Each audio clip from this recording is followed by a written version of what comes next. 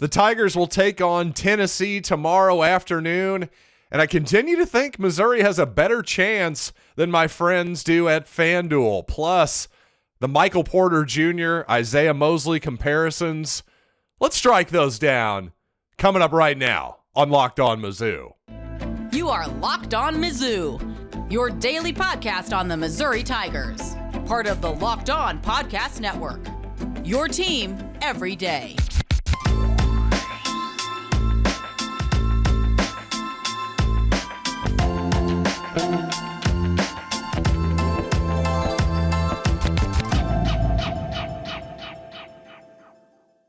Hey, all you true sons and daughters, I'm John Miller, your Mizzou mafioso and the central scrutinizer of Missouri Tigers football and basketball. Thanks for making Locked On Mizzou your first listen every day. We are free and available wherever you get podcasts and on YouTube, part of the Locked On Podcast Network.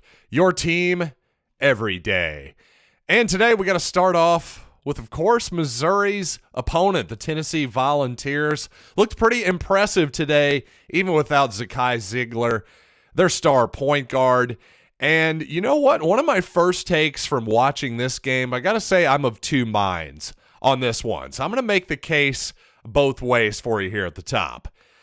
I started to think maybe Tennessee won't miss Zeigler as much as I originally thought. And the emphasis really is on maybe here, because while Zeigler on paper is a good defensive player, he's also 5'9". Is he not a guy that you can switch into and occasionally take advantage of in terms of mismatches? Maybe your higher level teams can do that. And yet, then I think about it, well, Tennessee beat plenty of high level teams with Zeigler, including Kansas and Gonzaga earlier in the season. And yet still, while the Volunteers played quite well today against, well, a 3-win in the conference Mississippi State squad, an Ole Miss squad, not Mississippi State. Mississippi State, of course, moved on earlier in the day against Florida. But I just wonder if the Volunteers hitting 35% of their threes, even more so in the first half, Josiah Jordan-James in particular, was really hot from downtown in the second half, but it seemed like the Volunteers cooled off a bit in the second half, and I'm just wondering if that type of shooting is sustainable against Missouri. Well, certainly Missouri will challenge some of those guys to hit some open shots. Also, Santiago Vescovi, whatever the pronunciation is, the Argentinian guard, well, he can definitely slide over and play that lead guard or point guard spot. There's no doubt he's a good enough ball handler to do so. My question is, though, will that Tennessee offense that occasionally is prone to dry spells, will that pop up even more as the time goes along here? Because, well, while Vescovi is clearly a capable ball handler, you need that secondary guy too. So Vescovi goes from the secondary guy to the primary guy. That puts a lot more pressure on Josiah Jordan-James to be a playmaker, and I'm just not sure if that is the talented sort of rangy wings. I'm just not sure that that's his strength whatsoever. So that'll be interesting to see if Missouri tries to force the ball out of Vescovi's hands and into other playmakers.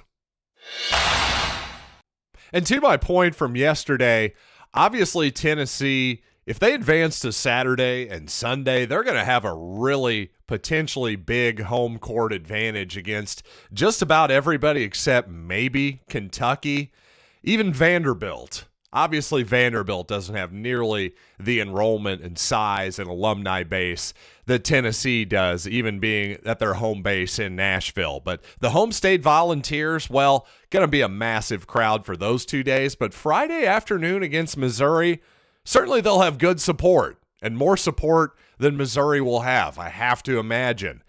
But as I noticed today against Ole Miss, again, a good Tennessee contingent, but it's not like there were 10,000 Tennessee fans there or something. It's not as though this is going to be a de facto Tennessee home game tomorrow. So obviously a bit of an advantage here for Missouri playing Tennessee earlier as opposed to later in the tournament. I would also say I just think, once again, the projections are just a little bit off here to me. In the whole tournament, I think they're off. Again, I thought Missouri at 30-1 to win the tournament was just way too long and a good value. Why not go with it? But it seems like maybe a lot of that comes back to the metrics just loving the Volunteers. Right now, if you look at KenPom.com, well, they have the Vols winning 77-69 an 8-point spread over Missouri. I suspect you'll see a 7.5-point spread maybe over at FanDuel tomorrow or after these late games here in the SEC tournament are over. But right now, no official line. But the bottom line is Missouri's going to be a pretty significant underdog tomorrow, and I just don't feel that way. I really don't. I feel like Missouri, if they can play their game, they're going to give Tennessee all they want. And without the benefit of a true home crowd at Thompson-Boling Arena, my goodness, the second half of that game in Knoxville, certainly the whistle went the Volunteers' way. Give them credit for playing suffocating defense as well. No question about it. But still, I just think Missouri has a lot better chance than what the computers are giving them tomorrow afternoon.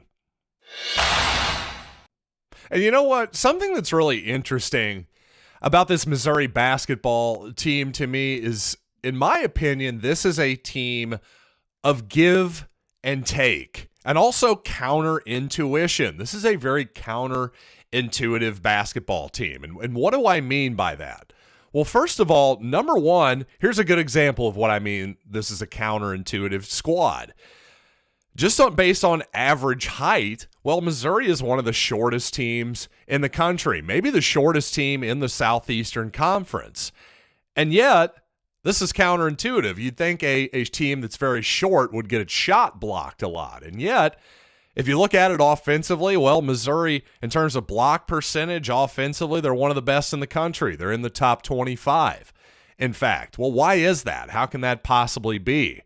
Well, in my opinion, it's because Missouri gets good shots. It's because they spread their opponents out, and a lot of those shots in the paint are layups on a backdoor cut, that type of thing. You see so much less often than you did in the last several seasons under Kim Anderson, Konzo Martin, where guys were constantly getting their shot blocked at the rim. That seems to happen just so much less under the Dennis Gates era, and I think it all comes down to spacing and shooting. And of course, without shooting, without some actual viable shooters out there, well, spacing, obviously, no matter, even if you do play 5 out, it shrinks and it shrinks and it shrinks.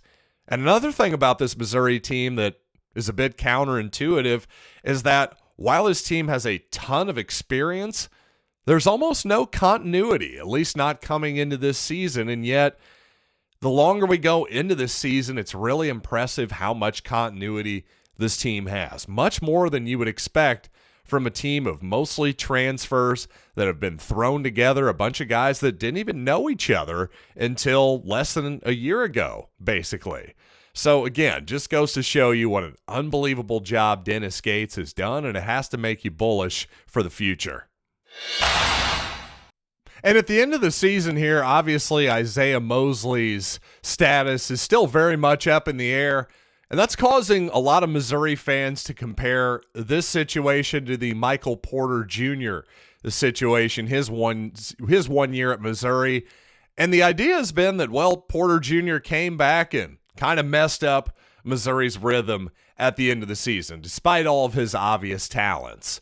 Well, while some of that is true, it's actually quite a bit overstated. So let's remind some people just why these two situations are so different. But first, let's talk about FanDuel, the official sportsbook partner of the NBA. And I'll tell you, it is the midpoint. We're just past the midway point in the season, in fact, so it's the perfect time to download FanDuel Sportsbook, America's #1 sportsbook, in fact. So, new customers, you get a no-sweat first bet up to $1,000. That's bonus bets back. If your first bet doesn't win, just download the FanDuel Sportsbook app. It's safe, secure, and super easy to use. You can bet on everything from the money line to point scores to threes made, and you can even combine all those bets in a same-game parlay for an even bigger payout. So don't miss your chance for your No sweat first bet up to $1,000 in bonus bets when you go to FanDuel.com/lockedon. That's FanDuel.com/lockedon to learn more. Make every moment more with FanDuel, an official sports betting partner of the NBA. Thanks for making Locked On Mizzou your first listen every day. And you know what? For more of what you love from Locked On, check out the new Locked On newsletter. Everything you need, nothing you don't. It's customizable to your local preferences. Just go to lockedonpodcast.com/newsletters or scan the QR code if you're watching on YouTube right now. And I do find it interesting that people are comparing the Isiaih Mosley situation right now, the question marks around his status. Should Missouri be looking to integrate him back into the team in the postseason? That's going to be kind of a tough putt, right? Well, it was a tough putt with Michael Porter Jr. as well. But you know what? That whole thing, I think people are starting to forget. As the years go by here, if it's a few years ago now, people seem to, just be able to remember one thing for their narrative. While it's certainly true that Michael Porter Jr. was not great whatsoever in those games. Against Georgia in the SEC tournament, against Florida State in the NCAA tournament, Porter Jr. shot quite a bit less than 50% in both of those games. He just didn't quite look like himself. The athleticism just wasn't quite back. I'll admire him for wanting to come back and make something happen. It just wasn't quite there. Obviously, Mosley's situation is totally different. Physically, he should be fine. Now, the conditioning may be another question, but could he come in, play a few minutes, and not disrupt things? Actually, yeah, I think so. And again, comparing it back to the 17-18 season at the end of the year in March of 2018, let's remember where Missouri was at this moment. It wasn't just a Michael Porter Jr. chemistry problem. It wasn't just a Michael Porter Jr. injury problem. For example, at the end of the season here were Missouri's scholarship guards. I'm going to list them all for you right now. Cassius Robertson, Jordan Geist, and that's it. That's the entire list. Missouri had 2 scholarship guards at the end of the season. And then right after the SEC tournament before March Madness, Jordan Barnett goes out and gets a DUI right before the tournament. So what did this result in? This resulted in Kim Anderson era walk-on Brett Rao playing 9 minutes in the backcourt for Missouri against Georgia, and then another 12 minutes against Florida State in the NCAA tournament. Truly, it's too bad, by the way, that this was the lone appearance in St. Louis for the SEC tournament and Missouri because, wow, one and done. That's too bad. Hopefully we'll get back there eventually, but I don't know. I'm not holding my breath. But regardless, again, that paints a pretty horrible picture there at the end of the season. Missouri did well to just make the dance that year considering all the turmoil that they went through. So, in fact, I'm still going to give Cuonzo Martin a plus that season. If he had done a coaching job like that every year, well, he might still be here. I'll give him a lot of credit for that season because, man, the guy went through a lot that first year, and then, of course, the second year, losing Jonte Porter as well. Cuonzo Martin, I can't say I would do anything different, really, in those first couple years in terms of who he added to the roster. Just couldn't have worked out much worse than it did.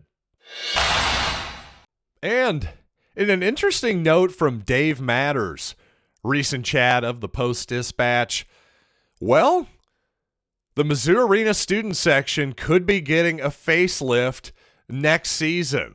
Could be looking more like maybe some bigger time programs who have student sections even more prominently than Mizzou does. Could this be happening? Let's talk about the ramifications after these quick words. So again, according to Dave Matter, Desiree Reed-Francois, Missouri's athletic director, of course, is considering putting the student section, which has been in just one end of Mizzou Arena for its entire existence, considering moving the student section around the lower bowl of the arena. And here's the interesting thing about that, of course. In an ideal world, when in a season where Missouri is selling out multiple games, I believe 7 or 8 games this season, well, you wouldn't have prominent seats on the camera side in a lot of these games being empty, but that seems to be what happens year after year after year.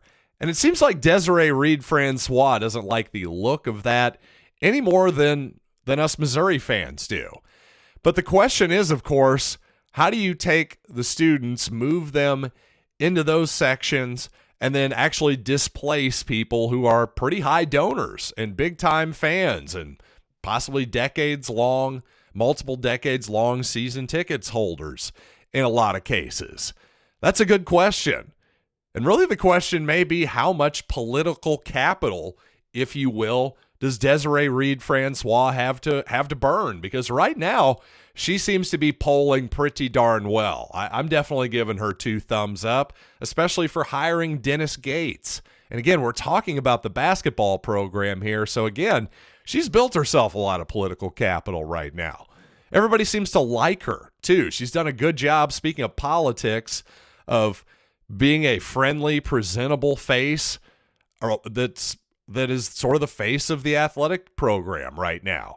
She's shaking hands, smiling, being nice to everybody. Seems like everybody likes her.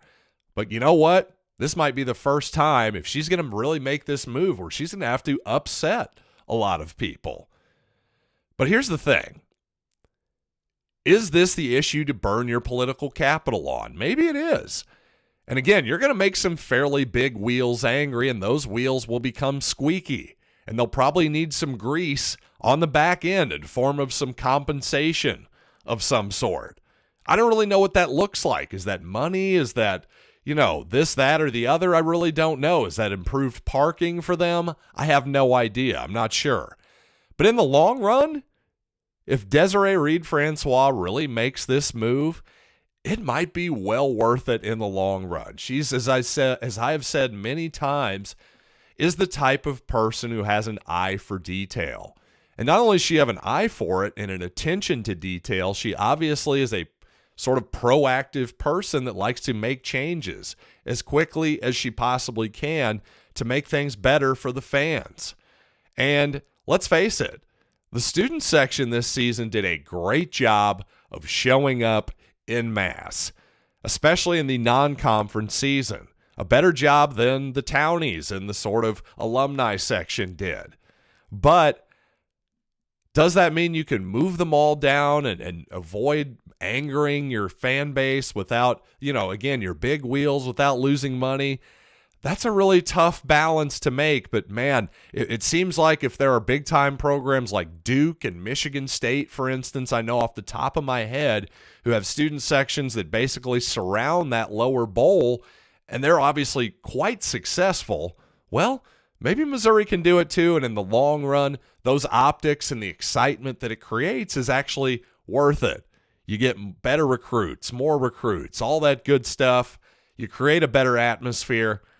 I think it's really interesting that we're even talking about it because, well, again, since Mizzou Arena opened around 2004, 2005, nobody's even considered making that kind of a radical move. Just shows once again that old DRF, she's going to look at everything she possibly can to improve this program, and I approve.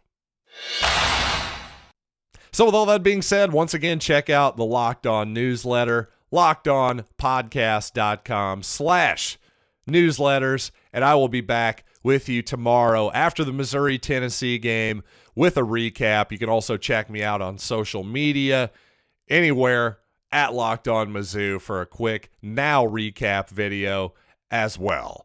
So again, until the Missouri-Tennessee's game is over, I'm John Miller, and this has been Locked On Mizzou.